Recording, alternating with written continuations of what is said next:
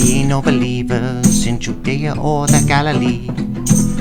For Jesus to be born to without Judah Maccabee.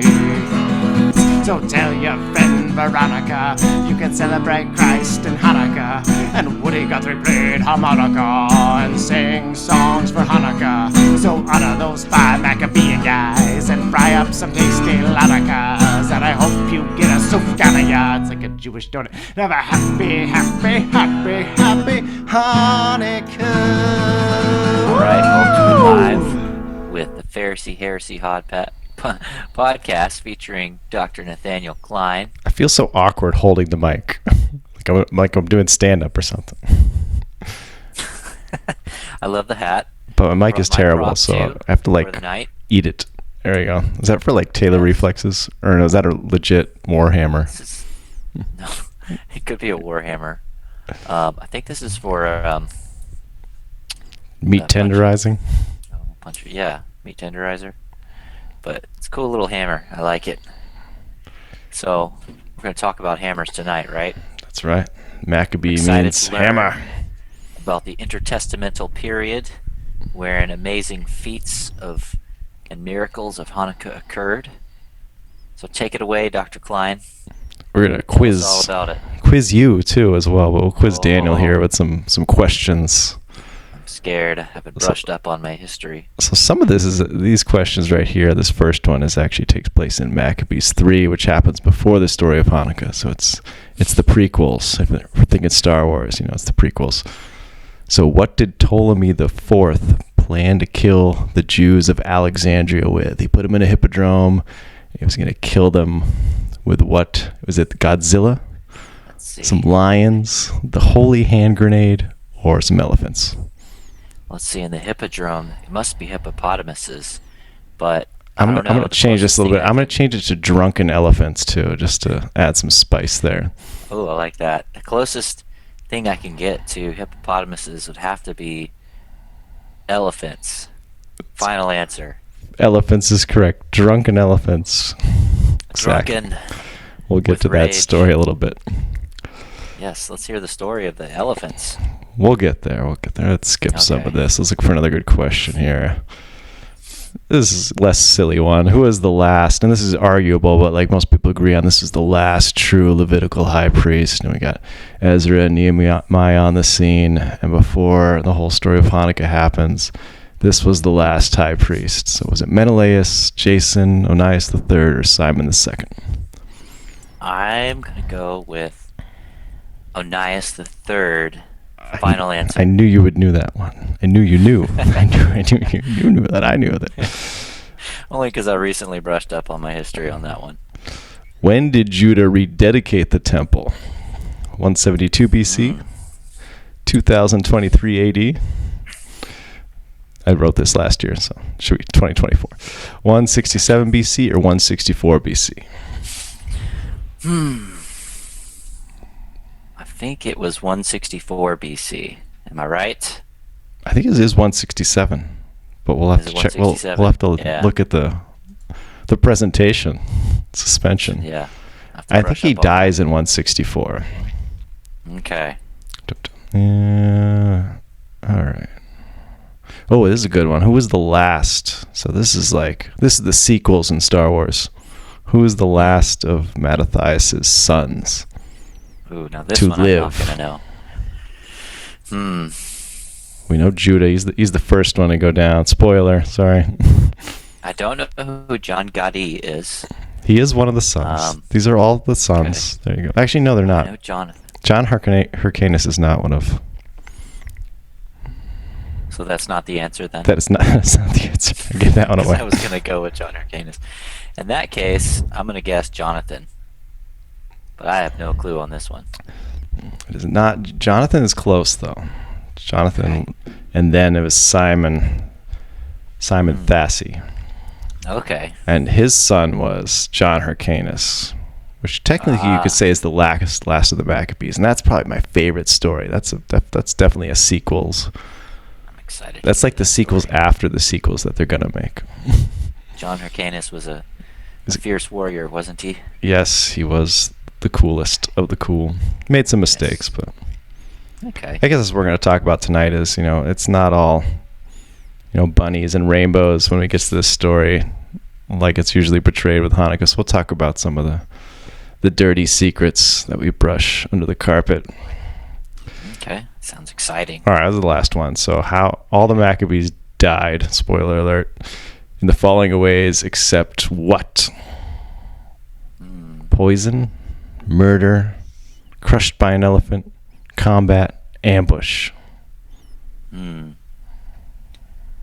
Well, sounds like a trick question. Combat's an easy one. Right? They all died some sort of combat. Surely they were ambushed at some point. Surely they were murdered. Poison? Maybe. Crushed by an elephant? Maybe. I'm going to go with C, crushed by an elephant, just because of the elephants from before. And say that's I probably believe not Eliezer, and we'll talk about this, gets crushed by an elephant after he kills it because he thinks Antiochus IV is on this elephant. So he charges out, takes down an elephant with a spear, like Legolas himself, and the elephant falls on him and he dies. So it's Dang. very noble death. I believe it's poison. I don't think any of them were poisoned. Okay. There was an ambush. All right, let's skip all these. A lot of stupid questions. Those are good. All right. Questions. Silliness over. So this is the guy we're here for here. His hammer's a little cooler than yours. Yeah. It's like Judah double Maccabee. hammer right there. But also Not kind of big. paving the way for the Christmas story too, because it's all good history, then build up. Without, without Judah the hammer, we wouldn't have a Judea or Galilee for Jesus to be born to, as someone wrote in a silly song. Please check out my silly Adam Sandler song. Yes. Give me a like. It was hard work. And I will skip a lot of these slides. We'll try to fly. But, the point I'm trying to make here is that we have a lot in common, Christians and Jews and Messianics. Messianics, we're just Christians with a fancy name, right? So, Yes.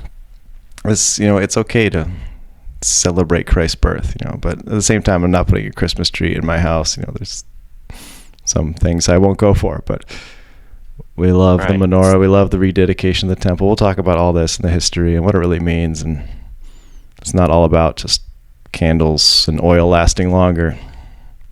Yeah, it's funny how Hanukkah gets kind of distilled down to kind of a mythical story about the oil and the lights. We'll talk about that. I didn't want to burst anyone's bubble just yet, but yeah, sorry. And then Christmas gets boiled down to Christ's Mass with the Christmas tree and all the other things, and not really the story of Yeshua's birth and all that. I mean, yeah, it's there, but it's intermingled with a lot of other myths and things like that. So interesting to hear the background of all that. Right, and as far as the New Testament goes, you'll have an understanding of where the Pharisees came from and where the Sadducees came from. And Sadducees, anytime you would say Maccabee, you can probably put three different words together. Maccabees, Hasmoneans, Sadducees are kind of almost all AKAs for each other. Now, there would have been, John Hyrcanus would have been kind of pro-Pharisee, but he was still a Sadducee because he was a Maccabee, right? So kind of like upper class, and they're the descendants of Zadok. It's in the name. That's what it means. So, and there's so Sadducee is like Zadok. Zadok, yeah, something like that. Gotcha. Zadok. Yeah. And the Pharisees kind of come out of that group. They're kind of they set themselves apart from the Maccabees. They have issues with what happens with the temple system and all that, but they probably existed in some form. Some people think they were like the Hasidians. I don't know if you've heard of them. Hasidians? Yeah, before all this. Oh, I have not. Okay. Interesting.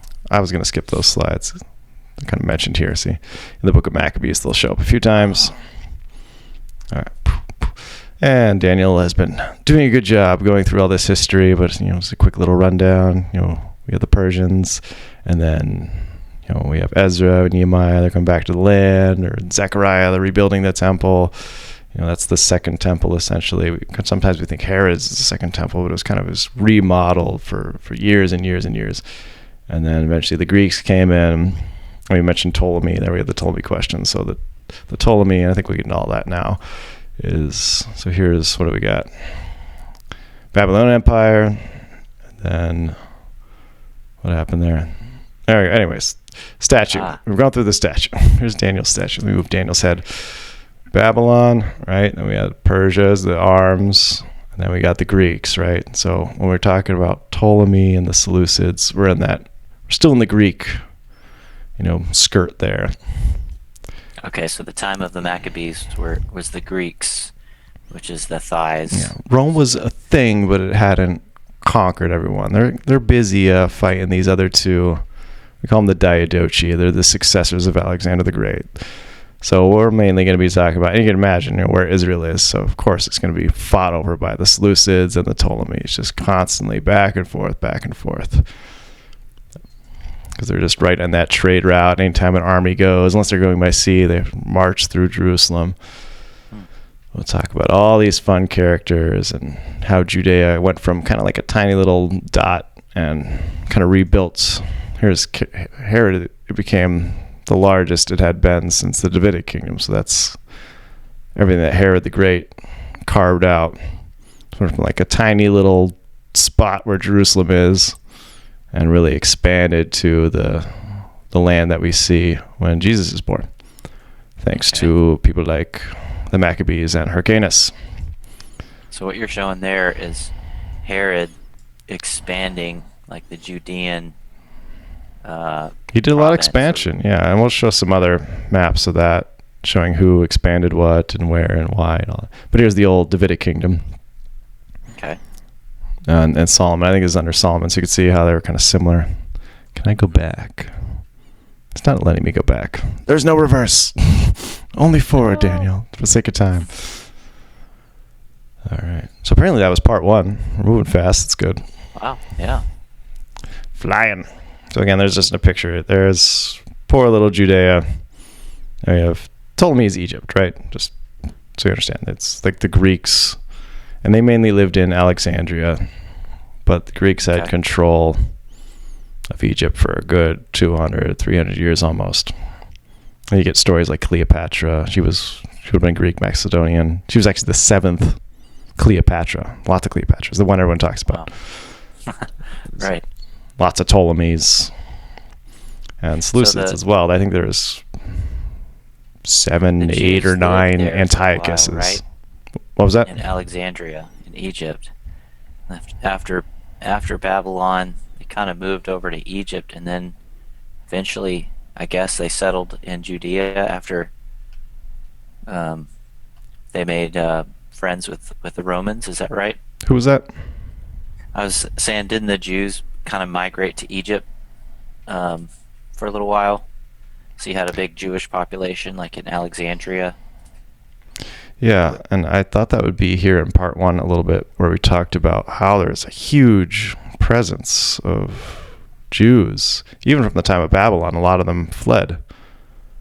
Nebuchadnezzar conquered, and there's a story, what's his name? The Gedaliah. And after he was governor and there was this assassination on him, a lot of Jews fled. They even supposedly took Jeremiah with them. And there's even a temple that was set up down there by the Onians. That's where they wrote the Septuagint, or translated the Septuagint. I was going to talk about that too. You got all the good stuff. I think we're going to get into that now. I think we're going to Jumping ahead. We're going to hit this. Yeah, so it's kind of that first question. Where you're at. Okay. So Antiochus III wouldn't have been Antiochus IV his father. I don't think they were related at all, just to give you an idea that how this works. But they had a big old battle. One of the greatest battles of the Syrian Wars, it would be called. So after this battle, Ptolemy wants to go into the Jewish temple, because the battle, Raphia, happens really close. And they wouldn't allow him in, and he was mad about this. And that's why he went back to Alexandria, and he was going to get the elephants drunk. And he tried to gather up all the Jews. He kept trying to gather them all. There was so many. And he couldn't fit them in his entire hippodrome. There's just so many Jews. He just thought there was this small group. They were huge. And the elephants, apparently, he got them drunk because they wouldn't charge the people. And they turned around and just ran over Ptolemy's soldiers, and apparently became a believer after this. And I know it's credited to Ptolemy II, what we were just talking about with the Greek Septuagint, where they took 70 elders, put them in different chambers, and they wrote from memory the Torah, right, the Pentateuch. And it was perfect. Like every copy was exactly the same. And I would like to think maybe the history is wrong. It was Ptolemy the Fourth after this happened. He's like, well, let's gather 70 of these guys. It just kind of makes sense. Or maybe the Maccabees, third Maccabees got it wrong. I don't know, but it would make sense. Like in my mind that was the same guy. But who knows? That's just me and my wishful thinking, writing novels. Where's Raphia right there? So Jerusalem, where is it? Not far. Can't see. Somewhere over there, right? Yeah, it should be a good distance. So yeah, we're not here. This is too much prequel stuff, but we talked about this a lot already. We'll just fly through. Just one thing to know, the Ptolemies were not good people. They were tended to marry their sisters and everything. Like I think Philadelphia means sister lover or something like that, or Philopater means, I don't know, it's weird. But there was a lot of that going on. And Egyptians were okay with it because they're like, yeah, a lot of our gods were incestual and all that. So, yeah, Cleopatra VII, I think, was married to her brother.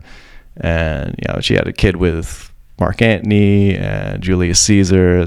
And there's even a story that she tries to seduce Herod the Great, and he just said no. So there's 1 point for Herod the Great.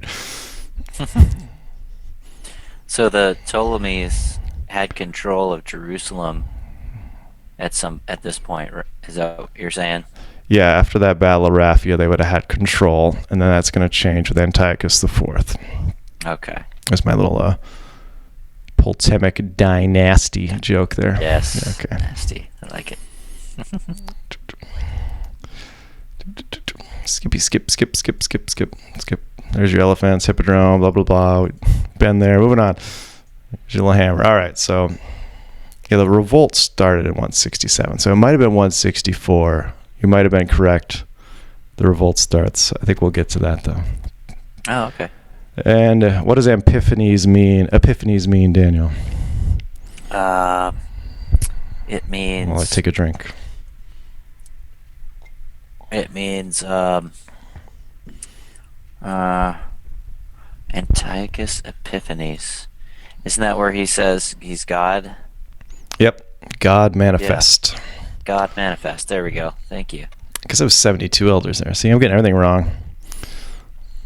Writing the Septuagint. Yeah, I think Septuagint means 70, but the legend is 72, which always confuses me. Maybe two got it wrong. I don't know. Yeah, I forget the backstory to that. And there's my little theory right there, and that hopefully it was the fourth, but who knows? Who knows? Go back. What's your theory? Oh, it's said that it was Ptolemy the second. My theory was it was Ptolemy the fourth, but the fourth. Who knows? The historians, what do they know? Getting things wrong all the time. I get it wrong all the time. All right, so that was all just filler and just build up to what we're all here for. We're here to talk about the hammer. So a little history. So we got these two superpowers going at it. And if they just united, honestly, they would have been able to take Rome down because they weren't really scared about Rome. But Rome does come into play here. So Antiochus, he's the fourth. Epiphanes is the fourth. He already has one good engagement against the Ptolemies, and he's going to come back to finish them. And on his way down there, we have Onias III, who's currently the high priest. And his brother, I believe Jason was his brother. Of course, he changes his name, right? Jason's a Greek name. So he's more Hellenized, right? He's more Greek influenced, and he pays Antiochus off to become high priest. This is where we kind of see that first kind of pay to play that we see with the New Testament, where high priests are just kind of almost elected by Herod the Great. It's all political moves instead of just being the righteous guy or the next guy that's supposed to be there. So Onias III is still alive, and he shows up later. And then there's even another switch. As Antiochus is rolling through town, through Jerusalem, another guy called Menelaus, who was sent by Jason to barter with Antiochus, is like, I'll give you more money if you make me high priest. So he's even worse than Jason.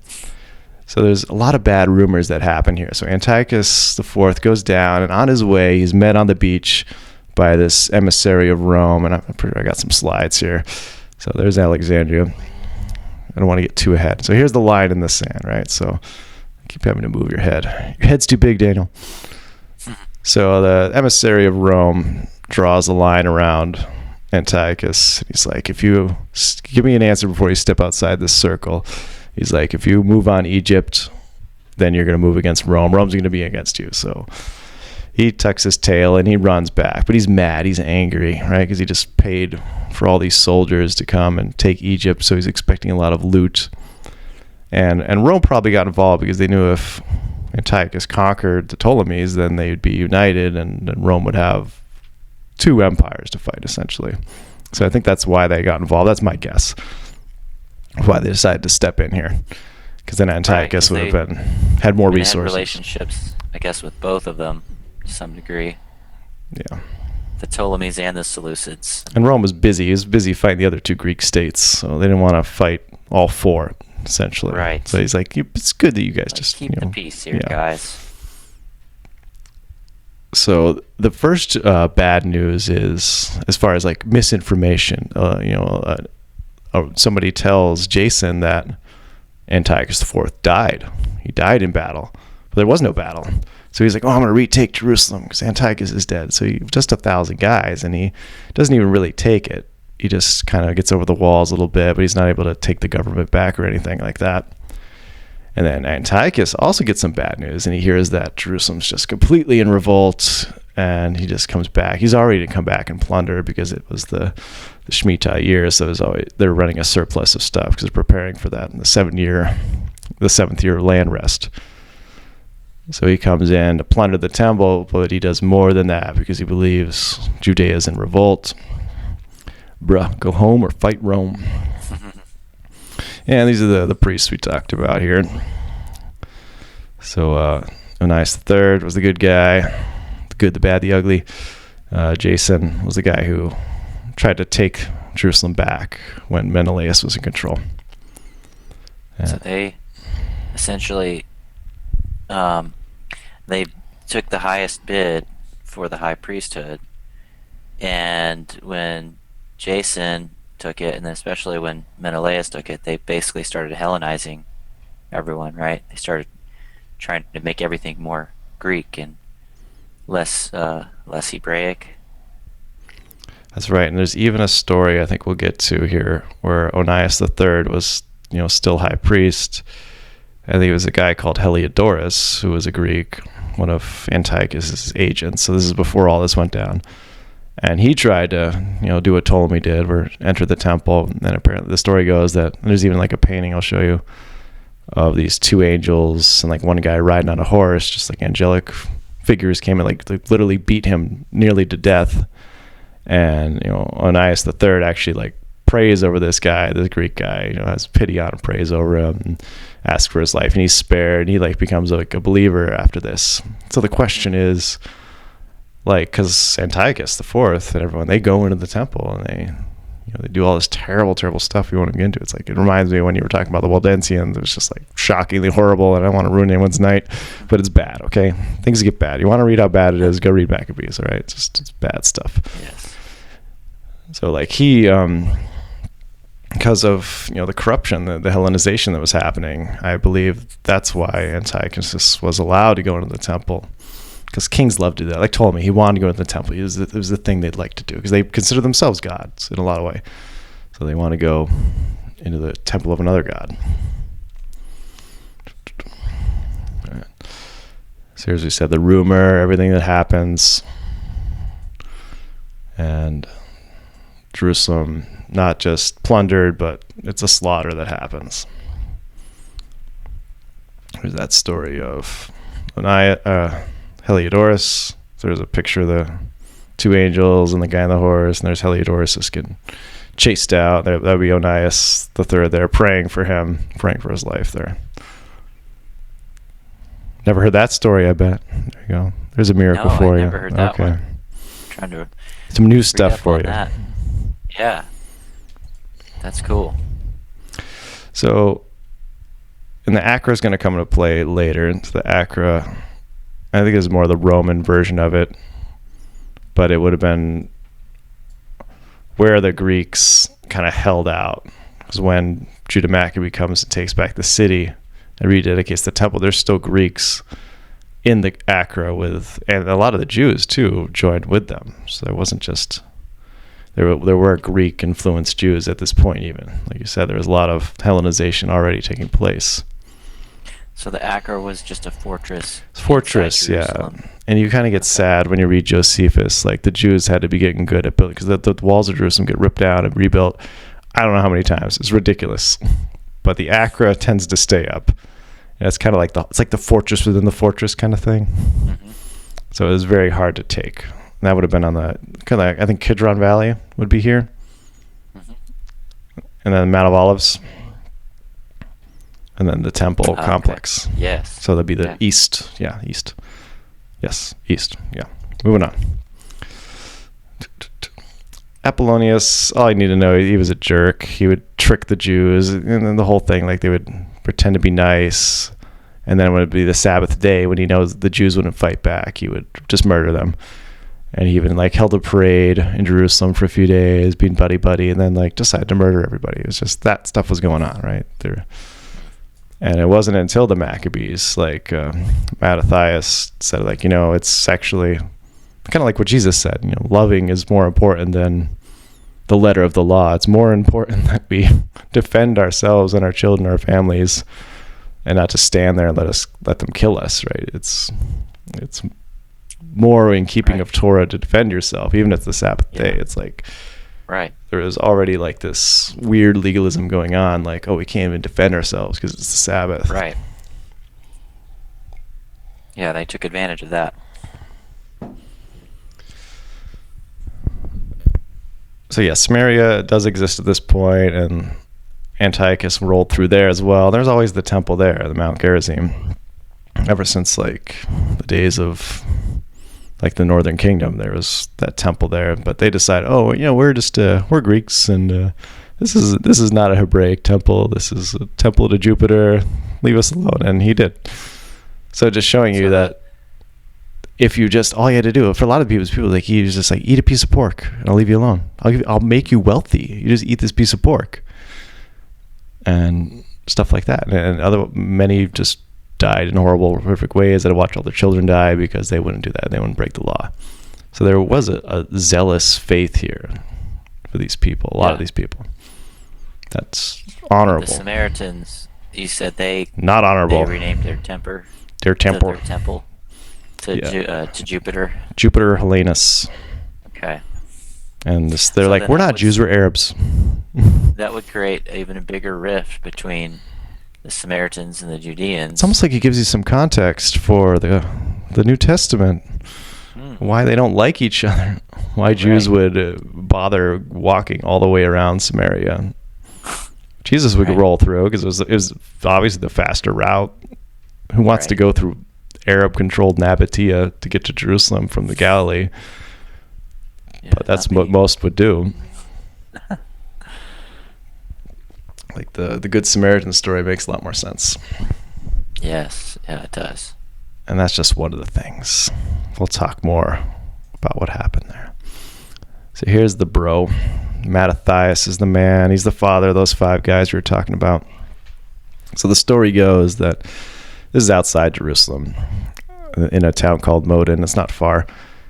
And he was being forced to offer a pig on the altar. And he's not going to do it. But this other Jew decides, he's like, oh, okay, I'll do it. So I'll be wealthy if I do it, and they won't kill me. And Mattathias grabs a weapon from one of the soldiers and kills his fellow priest. And then his sons just start the revolt. And that's the beginning of the revolt there, because it was Mattathias, old man, just laying down the law, literally.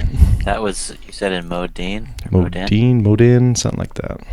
Okay. He's apparently a descendant of Phineas, who is the guy who ran the spear through the 2 dudes, or the man and the woman who were...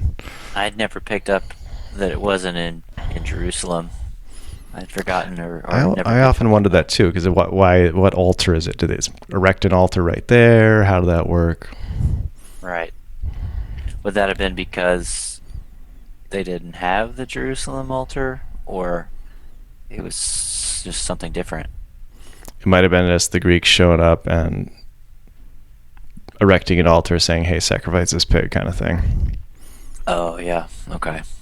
But there was definitely sacrifices of pigs and terrible things that happened in the temple that desecrated it. So this was a little later than that slaughter of Jerusalem. Okay. There's Phineas there with a spear, way back in the Old Testament. Yes. Forget exactly what was going on, but it was a righteous act, and he was given the covenant of peace, right? So these are both two dudes that are related, Mattathias here and Phineas. And the priesthood was given to Phineas because of his zeal. That's right. Everyone should buy Daniel's book. Speaking of books, this is a book I bought for my daughter. It's like just a cute little story of the Maccabees. So definitely not as in depth, but not as dark as this presentation. This is like the PG-13 presentation too. I'm keeping it low key as I can. And there's the five brothers. So yeah, again, Jerusalem, Judea, really small.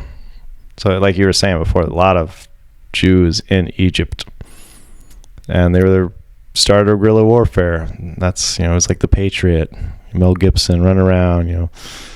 That's pretty much how they were able to, use kind of deception to take down these really large forces with just like a bunch of guys with barely any weapons, right? This would make for a great. That's a great movie. Amazing. I don't know why nobody's done it yet. I know. They could have like 3 movies. Making gladiator movies. They should be making Maccabee movies. Right. Mel Gibson should do his penance for speaking bad about the Jews and do a Maccabee movie. There's one out there. It's not great. No.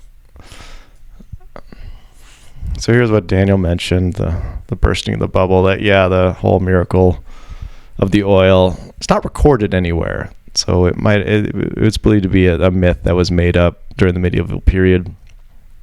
And the reason for that is Jews don't celebrate military victories. All feast days are, they can't be a military victory. Even Purim, I think, is considered a military victory, if you understand the story. It's a battle that would happen for 3 days across all of Persia. Jews defending themselves from Amalekites trying to kill themselves, or try to kill them. Not themselves. They should go kill themselves.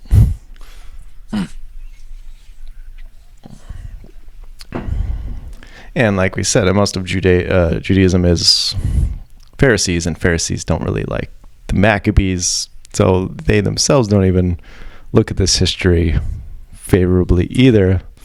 And Christians don't look at it either, so it's just me and Daniel reading this history. Nobody else cares. But I think it's important.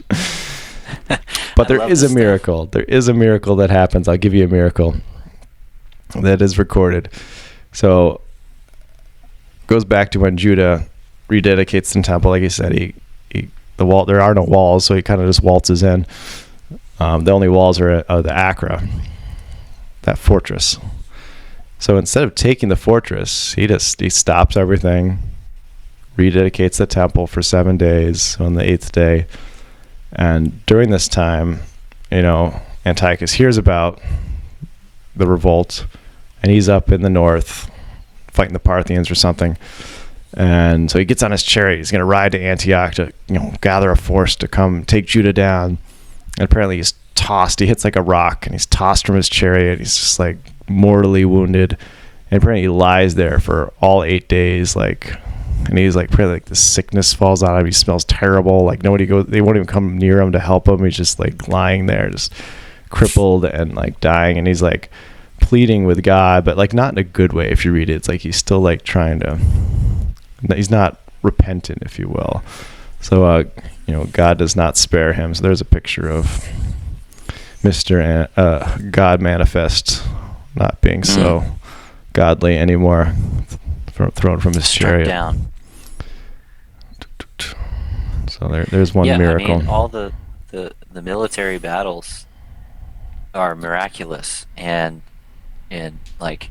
it's a cheap version to put this idea that they had enough oil to last only 1 day, but it lasted 8 days, and the miracle is that the candles kept burning. It's like, well, that's made up, and it kind of takes away. It's not even that great. It's like your cell phone lasting. My cell phone lasted Right. for 8 days. I didn't have to recharge it. It's like, that's cool, but Right.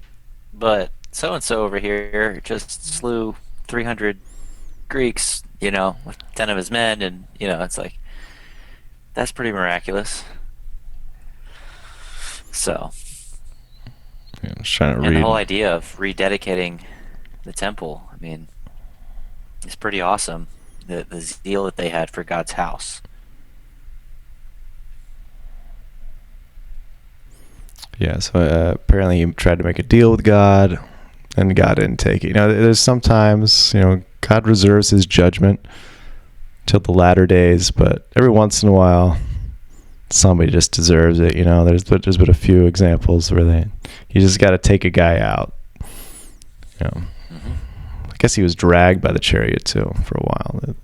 A couple pictures here, and this is why the 8 days, right? So read Ezekiel 43. It talks about how he'd consecrate the temple and the altar. And so you'd have to consecrate it for 7 days. And then on the 8th day, you can offer your burnt offerings again. So that's why we do 8 days for Hanukkah. Yeah, when I come up on Hanukkah every year, I love to read and study the history.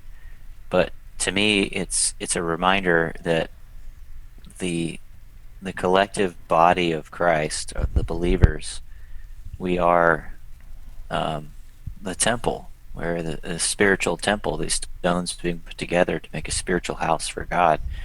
And so it should be a time of reflection and repentance to rededicate, ourselves as the temple of the Holy Spirit to God, and see if there's pollution in us that we need to cleanse out and rededicate.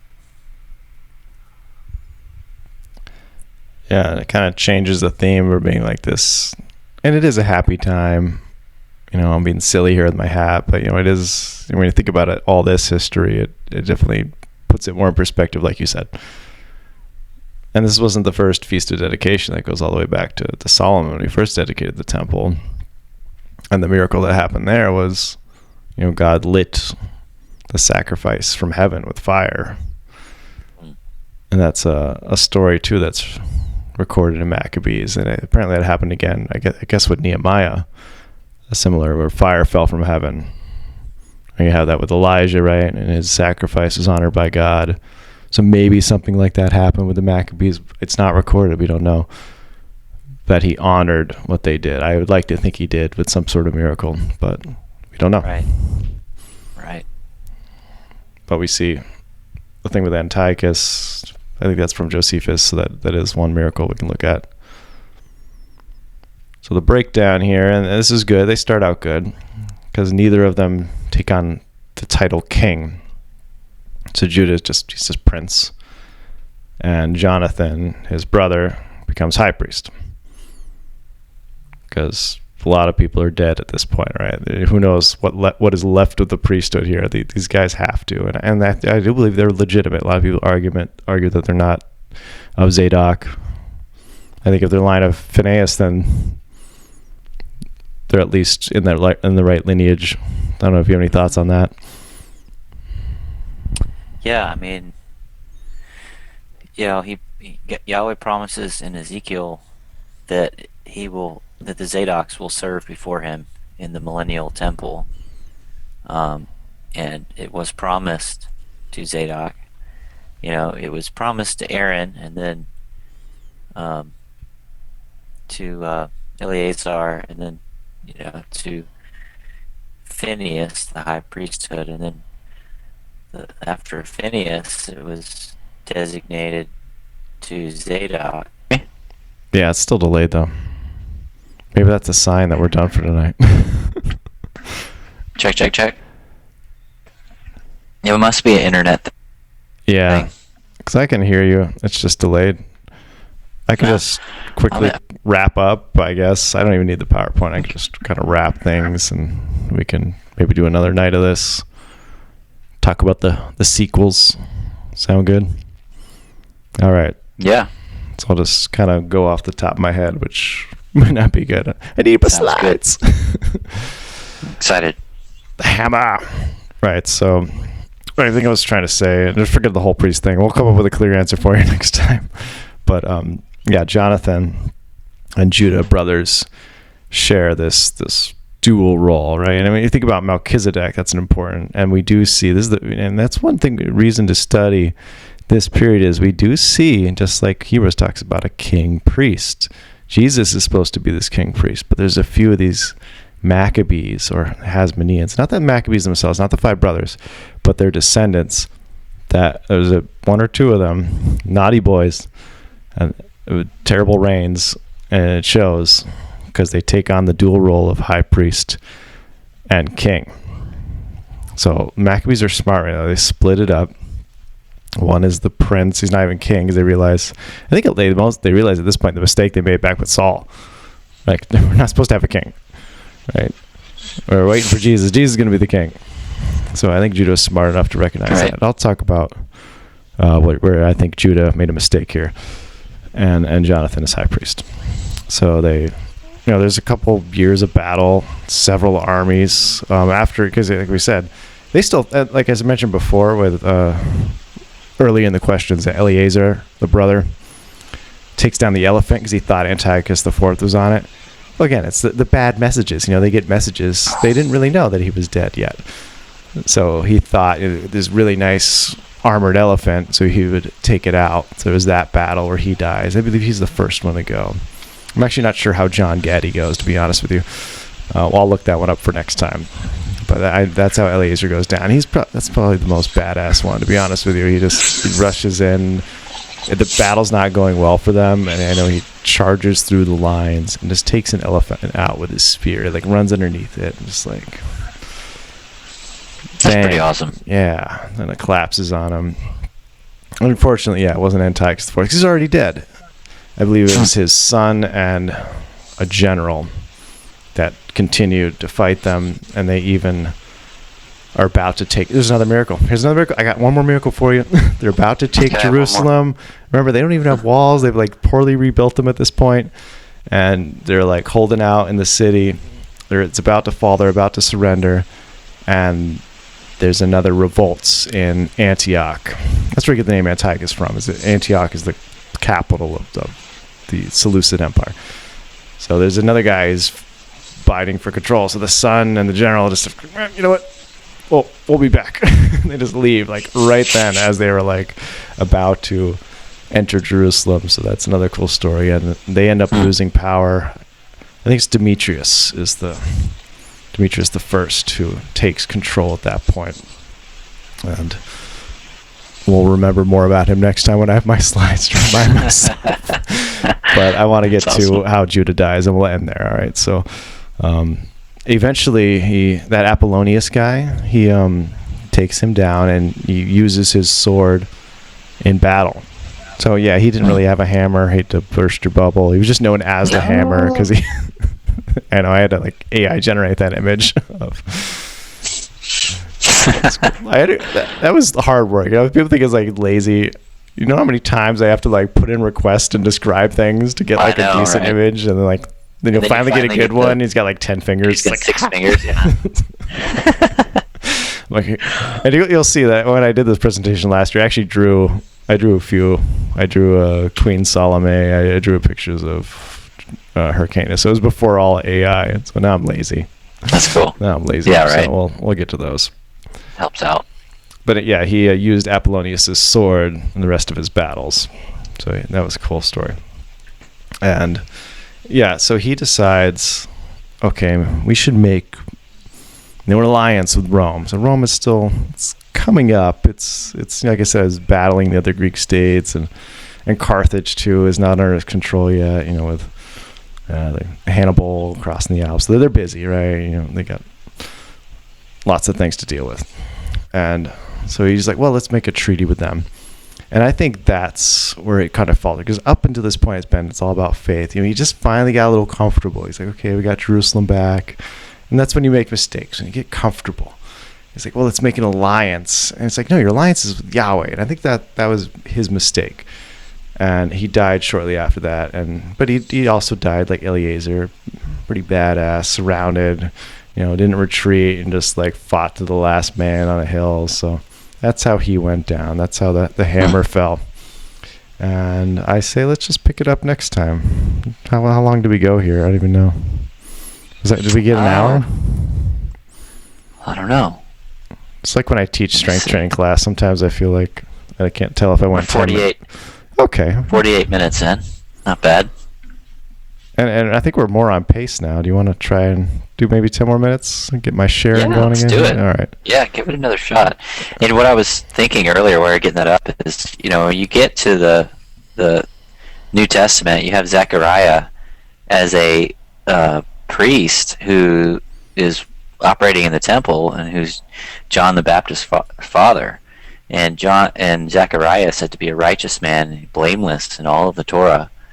So if one's notion is that the priesthood in the first century is illegitimate because of its Hasmonean lineage, then you'd have to deny what the scriptures say, because then Zechariah would not be a legitimate priest either. So there's a lot of problems with trying to just discount the Hasmoneans and claim that they're not legitimate heirs to the priesthood. Right. I'm like talking about Judah's sin here, but like if you compare his sin to like King David, for instance, like it's nothing. Like you read 1st and 2nd Samuel again, like as an adult, like it's very different than as a child. Like, King David, stupid. He's a stupid man. Like, messed up stuff. Why is he so highly regarded? He's a man after God's own heart. It's good grace from me, with all the mistakes I've made in my life. But like, as far as like, we were really splitting hairs, nitpick Judah's sin here, and I think he died a hero. I'm not trying to say like, oh, he made a big mistake and that's why he died. Like, no, that man died a hero, and I'm happy to honor him and eat some latkes in his name for sure. And I wish I was half the man Judah Maccabee was, for sure. So where the heck are we here? There's the war elephant. Okay, yeah, there we go. That's totally a picture of him. Not Lord of the Rings. Taken from the live action. There's Eleazar taking him down. There we go. Let's just read it. Now Eleazar, called Avaran, saw that one of the animals was equipped with royal armor. It was taller than all the others, and he supposed that the king was on it. So he gave his life to save his people and to win for himself an everlasting name. He courageously ran into the midst of the phalanx to reach it. He killed men right and left. This is even better than I was thinking. And they parted before him on both sides. He got onto the elephant and stabbed it from beneath and killed it, but it fell to the ground upon him, and he died. When the Jews saw the royal might and the fierce attack of the forces, they turned away in flight. I thought I was embellishing the story, but that's actually even cooler. Right. Boom. It's a shame. Right? Yeah, there we go. Another miracle. So what was the name of the son here? His commander was Philip, and then Lysias was his son, and Demetrius was a captive of Rome that was released, and so they struggle for power, and he comes out on top here as Demetrius the first. So that Lysias was Antiochus' son, makes a peace treaty with the Jews, but he does tear down Jerusalem's walls, which I think they had just rebuilt under Judah. Like I said, it's sad, the wall rebuilding, but hopefully Nehemiah taught them well how to build the walls. Because it's going to happen over and over again. It's sad. Yeah. So this Demetrius guy, he kind of restores relationship. Now, Demetrius was still Seleucid, or was he Roman? He was just a captive. So he was the son of Seleucus the Fourth. I guess those were the rulers before the Antiochuses. Yeah, so he allows Alchemist to be the high priest. Okay. Yeah, they lose Jerusalem again, but it's like a constantly changing thing. Let's not get into the Hasdians here just yet. Let's just forget about that. Oh, we missed the whole Judah's. This is a contention with a lot of Christians. I hear this one. Oh, we don't read Maccabees because it's about praying to the saints. Because there's this story. He doesn't pray to a saint. You can clearly see he's dreaming, and it says it in the book. He's dreaming. And he has a dream, and he sees Onias III, we talked about before, carrying a golden sword with I think Jeremiah, is it the prophet? One of the prophets. I think it's Jeremiah that he sees. And this vision just telling him he's going to have victory. And he just tells people of this vision he had. Okay, he's not praying to a dead high priest, right? And if he was even, it's just like he's praying to his intermediary. There is no high priest, right? They're all dead. He hasn't taken Jerusalem yet. He hasn't set Jonathan as high priest yet. So you use an intermediary to pray through. But he wasn't. He was just having a vision. So I don't get that whole support of that idea. All right. Right. Yeah, battles and battles and battles. Lots of battles. Good. We mentioned the whole treaty with Rome. Sorry, just backtracking just a little bit. That, approximately. That's a good question. Do we have a time period here? Boom, hammer. I know Herod the Great started building the temple, expanding on it in 20 BC. So the treaty with Rome with Judah would have been 164. Okay. It's renewed with Hyrcanus. Okay. He kind of remembers. He's like, oh yeah, we have an alliance with Rome. We should really tap into that. So that comes back into play because the Jews kind of forget about it for a while. Okay. Just hoping I'd had a date here.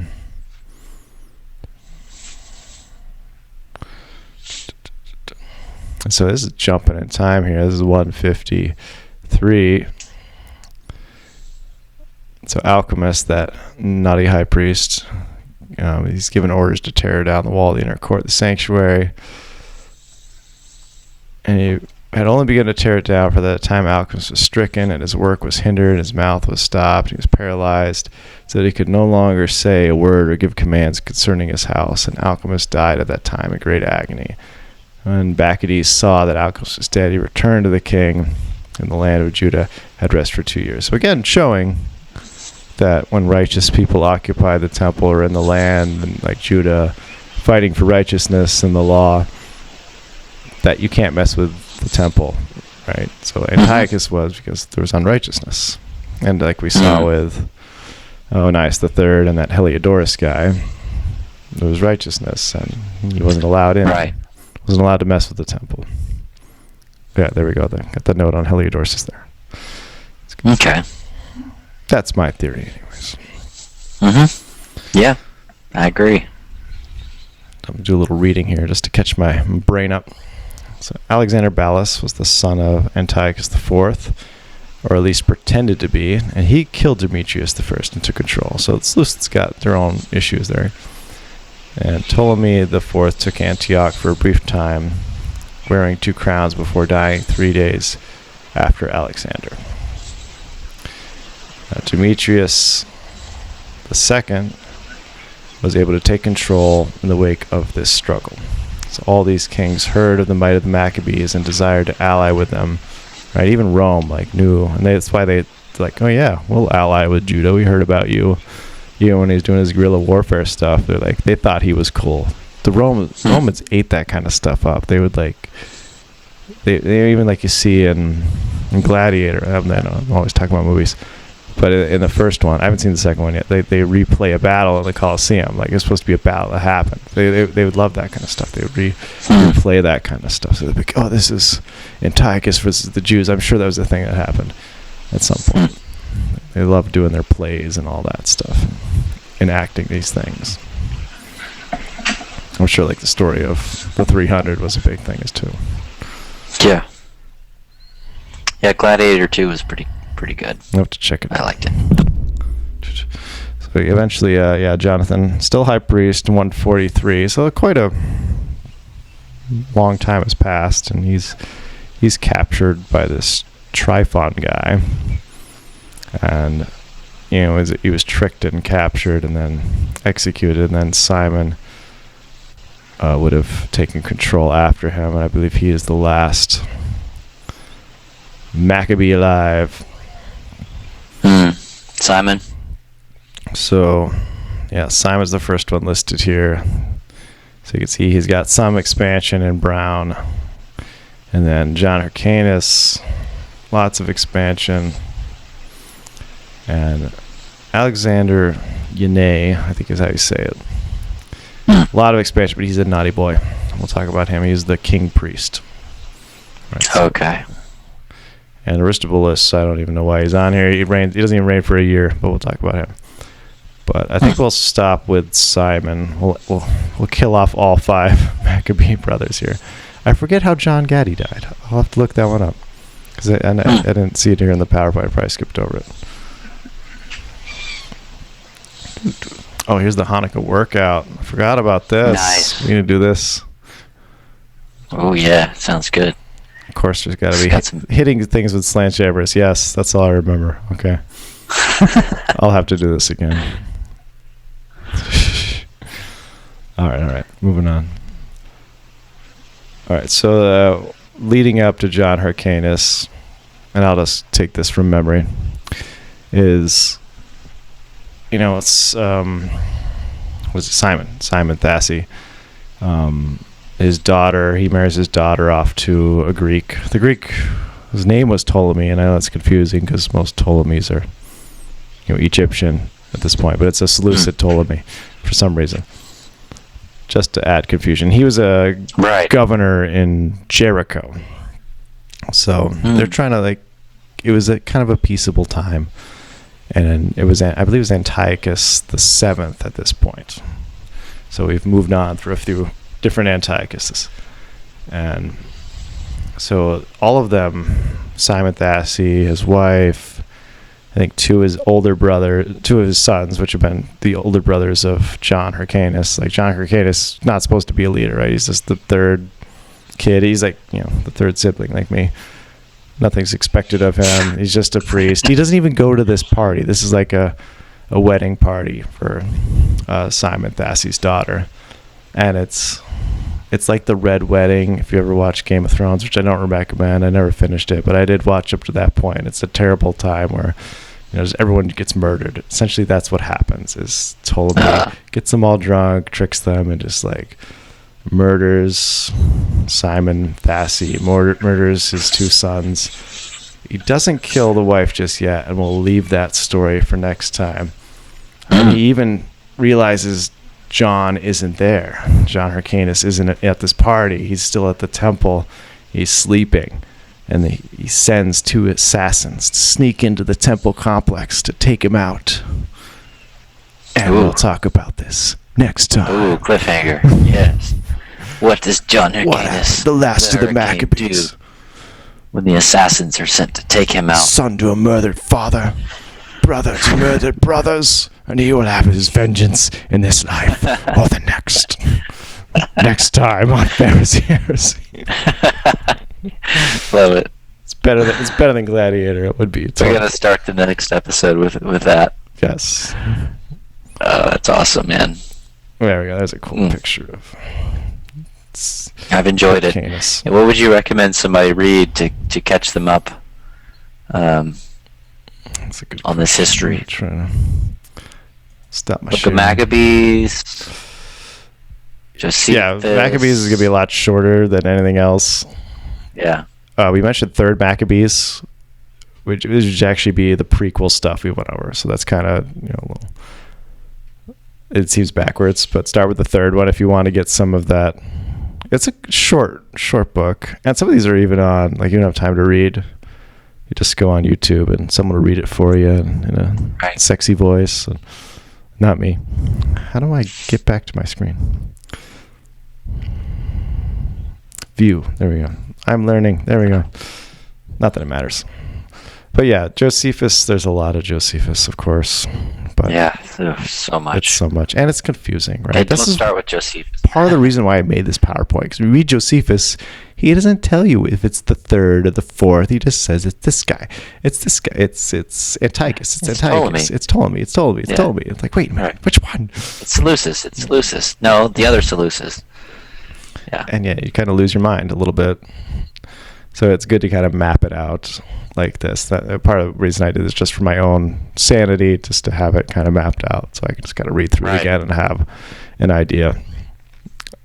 I felt like we talked a lot, but I feel like we didn't really get that far. But that's at least the Hanukkah story for y'all. Great intro. Okay. Yeah, that's the. Still got a good 100 years before Christ, 120 the road years. to Bethlehem. So we'll try to. Some of that. That's daunting. There's a lot there.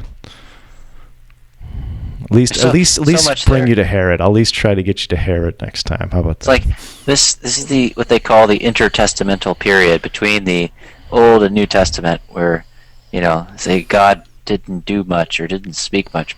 Well, there's tons of stuff happening, and God was at play everywhere, and prophecy was being fulfilled, and all this sort of stuff.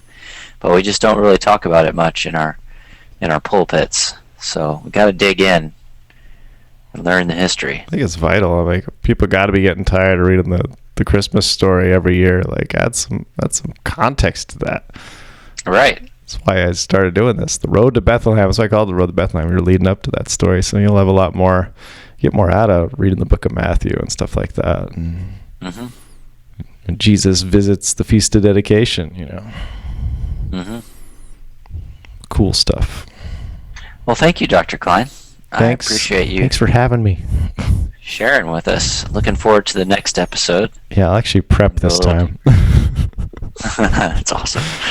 Well, yeah, normally you're interviewing me, so I like being able to sit in the interviewee chair. Give you a break. And listen. You do a better job than me.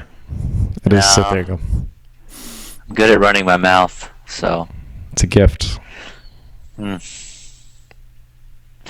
right, folks. Well, we'll log off here, and we'll see you next time on the Pharisee Heresy podcast. Heresy, heresy, heresy, heresy, heresy.